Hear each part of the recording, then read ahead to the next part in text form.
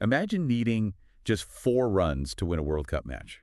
You have Yeah. 6 balls left. Right. 6 deliveries. And your team has already survived this disastrous friendly fire runout. Plus, if your captain is essentially batting on one leg because of these crippling cramps. Oh, yeah. It's a nightmare scenario. Exactly. And on top of all that, you are trying to chase down a massive total set by the reigning champions. I mean, this isn't some hypothetical training drill. This is the exact crucible the West Indies found themselves in against New Zealand at the Women's T20 World Cup. We are looking at a match today that, honestly, it completely defies the neat, orderly story that a final scorecard usually tells you. Yeah, the scorecard hides the crazy part. It really does. I mean, the West Indies chased down 163 for 3 to beat New Zealand's 162 for 6 with just one single delivery remaining. So what we were doing in this deep dive is pulling apart the mechanics of all that chaos. We want to figure out how that actually happened. Right. Our mission today is to look at how momentum behaves in these ultra-high-pressure environments.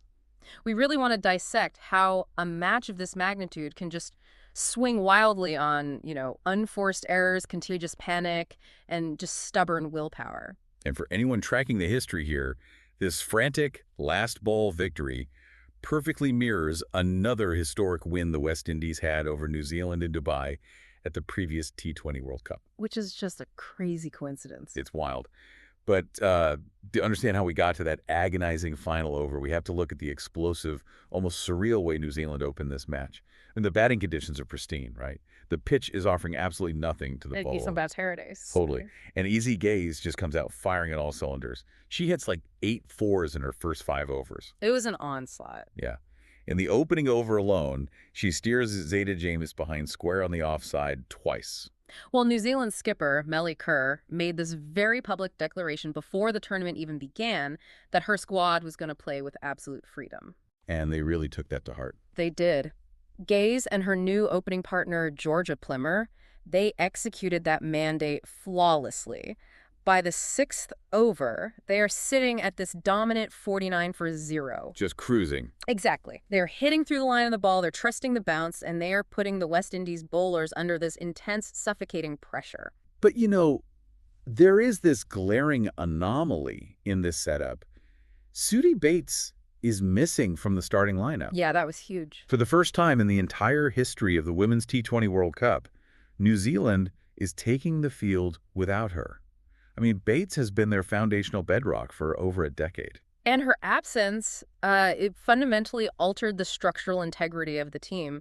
Bates is the ultimate circuit breaker. What do you mean by that? Well, when an inning starts to wobble, she is the veteran who just, rotates the strike, absorbs the pressure, and stabilizes the middle order. So she calms everything down. Right. Without her, this hyper-aggressive opening partnership of Gaze and Plimmer was operating completely without a safety net. Which brings up a really interesting vulnerability, actually.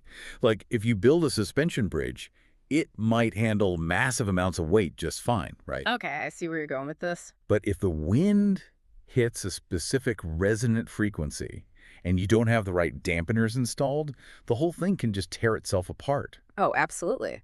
So New Zealand is swinging freely, riding pure adrenaline. But my question is, does that aggressive freedom actually make them more brittle if they hit a bump in the road? Because there's no veteran anchor to tell them to slow down. It absolutely makes them more brittle, and that structural fragility was instantly exposed by Aaliyah. The momentum shift there was crazy. It was instant. Allen comes into the attack, and she bowls with what the source material describes as a defiant medium speed and a high nagging action. Defiant medium speed. I love that phrasing. It's perfect, right? Within the space of just 6 deliveries, she completely guts the New Zealand top order. She takes 3 crucial wickets. Okay, wait, I have to stop you there, because the physics of this seem totally backwards to me. How so? Well, if a batting pair is seeing the ball like a beach ball, smashing everything to the boundary and riding this massive adrenaline high, shouldn't Allen have bowled faster to intimidate them? You would think so, right? Yeah. Bowling medium pace to batters who are already teeing off seems like feeding the beast. It sounds like a recipe for getting hit into the stands. It does seem counterintuitive, but it actually all comes down to the biomechanics of power hitting. Okay, break that down for me. So when a fast bowler delivers the ball at extreme pace, they are providing the vast majority of the kinetic energy. The batter essentially just has to trust the bounce, hold their shape, and use the angle of the bat to redirect that energy. So the bowler's doing the heavy lifting. The speed is already baked into the delivery. Precisely. By taking the pace completely off the ball, Allen forced Gaze, Plimmer, and then Kerr to generate all of their own power from a static base. Oh, wow. Which is exhausting. And really difficult to time. When you are in a hyper-aggressive mindset, your instinct is to hit the ball even harder to keep that run rate up. So they overcompensated. Exactly. The batters tried to force the issue, they overswung, their kinetic chain broke down, and they completely lost their shape. Plimmer tried to launch a short ball but couldn't get underneath it, and she found Deandra Doughton at deep backward square. Right, she just hit it straight to her. And then Millie Kerr comes to the crease, hits a ramp for 4, and immediately follows it up with this scooped, looped-up nothing shot. Straight to Karishma Ramharak at mid-on. And Izzy Gaze did the exact same thing moments later, right? Yep, fell into the exact same trap. She fluffed a drive straight to Ramharak, too. Allen literally used their own adrenaline against them. That is brilliant. So by the 8th over, this explosive 49 for 0 had collapsed into 56 for 3. The momentum was just completely dead. Dead in the water. New Zealand had to completely rebuild. And they did. To their credit, they did it through Brooke Halliday and Sophie Devine. But they didn't do it by just swinging harder. That's the key. Right. They completely changed their footwork to counter the West Indies spin and medium pace. Halliday and Devine started stepping out of the crease to smother the spin, or they used really deep footwork to rock back and play late. Yeah, Halliday hits these thumping drives down the ground and mixes in these well-timed reverse sweeps to manipulate the field placements. Oh, so tactical. Very. Devine acts as the stabilizer, hitting 22 off 15, while Halliday scores 40 off 32. They put together a critical 45-run standoff, 29 balls. And that tactical adjustment laid the groundwork for Maddie Green to come in and just deliver a massive hammer blow at the death. Oh, Green was fantastic. She blasts 35 not out from just 22 balls. Including a towering straight 6 off Afai Fletcher. Yeah, which dragged New Zealand to a very formidable target of 163. So the West Indies have this mountain to climb. But as they begin their chase, the biggest threat to their survival isn't actually the New Zealand bowling attack. No, it wasn't. It is their own catastrophic friendly fire. I mean, the second over of the innings is just absolute chaos. It is a textbook example of how quickly miscommunication can derail a run chase. So set the scene. Hayley Matthews, the West Indies captain, is striking the ball beautifully. She hits back-to-back 4s through deep third off Brie Illing, then smacks a third shot in the exact same direction. Right, she's feeling it. But then on her 10th ball, she taps it and instinctively takes off for a quick single. And halfway down the pitch, she realizes the fielder is charging in fast and there is absolutely no run to be had. It was a terrible call. Matthews has like a fraction of a second to make a decision. And she chooses to abort. She does. But instead of sacrificing herself, she turns back, leaving her opening partner, Kiana Joseph, completely stranded. Just hung out to dry? Yeah, Joseph has run out by a mile. And the visual of this moment is incredible. Joseph doesn't just walk off the pitch disappointed. She is visibly furious. Oh, she was livid. She actually knocks into her captain on way back to the pavilion and is actively yelling, giving Matthews a piece of her mind right there in the middle of the pitch. The cameras catch all of that disbelief and tension. It completely poisons the atmosphere in the dressing room. I mean, imagine being at work and your boss accidentally deletes your big presentation in front of everyone, and now the boss has to pitch the whole project alone. That's a great way to put it. How does a player and a team mentally recover from such a catastrophic, self-inflicted wound? It's incredibly hard. The psychological weight of a moment like that really cannot be overstated. When a captain sacrifices a junior partner in a high-stakes final, the guilt and the internal friction usually cause a total mental collapse. You just crumble. Exactly.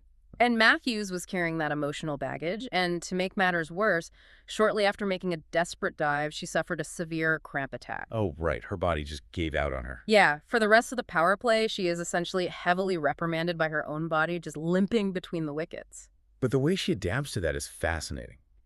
Because she can't use her legs, she just abandons her footwork entirely. She essentially turns into a stationary pivot at the crease. Which is so unorthodox. Right. She relies purely on hand-eye coordination, fast hands, and raw upper body torque to muscle the ball away. And she actually managed to score 48 from 37 balls, anchoring a 74-run stand. The profound irony of her innings, though, is that her lack of mobility actually disrupted the New Zealand Like, bowlers. really? How does being immobile help you? Well, bowlers rely on reading a batter's footwork to anticipate their shots and adjust their lengths. Because Matthews was just standing perfectly still and swinging from a static base, New Zealand lost their rhythm. They couldn't reach her? Exactly. They didn't know where to bowl to a batter who couldn't move. Her visible vulnerability completely threw off their killer instinct. That is so wild. But let's be clear, West Indies didn't survive the middle overs just because of Matthews' gritty, stationary resilience. No, no. They were kept in the game by a total system-wide collapse of New Zealand's fielding. I mean, we are talking about an absolute epidemic of butterfingers here. New Zealand dropped 7 clear-cut opportunities. 7. It is a phenomenal demonstration of how panic transfers from player to player. In professional cricket, fielding errors behave exactly like a contagious virus. Think of it like a highway traffic jam. One driver taps their brakes aggressively for no real reason. The driver behind them overreacts and slams their brakes. Right, the cascading effect. Yeah, the next person swerves, and 3 miles down the road, traffic is at a dead standstill. Panic just cascades through the whole system. That's exactly what happened. Melly Kerr takes a bafflingly bad LBW review on a ball that came right off the toe of Matthews' bat. Just a terrible call. Right, and the tension spikes. Shortly after that, Kerr drops an absolute sitter, a dolly, on the cover ring. Oh, that was painful to watch. And tension spikes again. Then Nancy Patel drops a simple leading edge right off her own bowling. Izzy Gaze, who had been so phenomenal with the bat earlier, she completely whiffs on a routine stumping chance against Shemaine Campbell. And that was off Sophie Devine's very first ball of the evening. Yes, it was just error after error. When you watch fielders in a state of collective panic like that, you can actually see the physiological changes. Oh, definitely. Their forearms tense up. Instead of having soft hands that give with the kinetic energy of the ball, they develop what they call hard hands. Right, they snatch at the ball. Exactly. Their fingers are rigid, and the ball just bounces right out of their palms. It becomes a self-fulfilling prophecy. Every dropped catch increases the stakes for the next fielder, ensuring their hands will be even tighter the next time the ball comes their way. Now, Maddie Green was the one lone exception to this meltdown. She was incredible. She executed this breathtaking catch on the boundary. She reached up and just clawed down a massive hit from DeAndre Doughton that was absolutely destined for the stands. It was a perfectly calm, soft-handed take. But ironically, it just highlighted how frantic the rest of her teammates were acting. Yeah, it showed what the fielding unit could have been capable of. Green proved that staying grounded was mechanically possible, but those other 7 drops provided the West Indies with an insurmountable lifeline. And specifically, they gave Shemaine Campbell the runway she needed to construct an absolute masterclass of an innings. Yeah, let's talk about Campbell. She was sitting on a very quiet run-a-ball 19 when Gaze missed that stumping. She was barely hanging on. Right. And she also survived a missed reverse sweep review later on. But once she realized she was playing with house money, she completely shifted gears. She took total control. She didn't just slog blindly, though. She surgically dismantled the bowling attack to score an unbeaten 90 off 62 balls. The tactical execution of her innings was just brilliant. Campbell recognized that Melly Kerr's leg spin was New Zealand's primary weapon in those middle overs. Right. So instead of letting Kerr dictate the terms, Campbell started aggressively employing the sweep shot. Which changes the whole dynamic. Exactly. By sweeping early, she forced Kerr to abandon her loopy, turning deliveries. Kerr had to bowl flatter and faster just to avoid getting hit square of the wicket. And once Kerr flattened her trajectory, she played right into Campbell's hands. Precisely. A flatter trajectory means less turn and a much more predictable bounce. So Campbell could just line it up. Yeah, Campbell used the depth of the crease to get underneath those flatter deliveries, launching them straight down the ground for massive sixes. She hit 7 fours and 3 sixes overall. She completely outmuscled the field placements New Zealand tried to set. Which brings us to the suffocating climax of this match. I mean, the West Indies need 27 runs from the final 3 overs. It was unbearably tense. Campbell hits 2 massive sixes off Kerr to reach her 50 off just 39 balls, and then she adds another 6 in Kerr's final over. By the time we reach the final 6 deliveries of the match, the equation is terrifyingly simple for New Zealand. Devine has the ball. Sophie Devine, their oldest stager, has the ball. and she has to defend just 4 runs. Which is, statically speaking, near impossible for a bowler in modern T20 cricket. 4 runs is nothing. The batter only needs a single boundary, or even just a few easy nudges into the gaps. But Devine almost pulls off a miracle by weaponizing the West Indies' own suffocating anxiety. It was so close.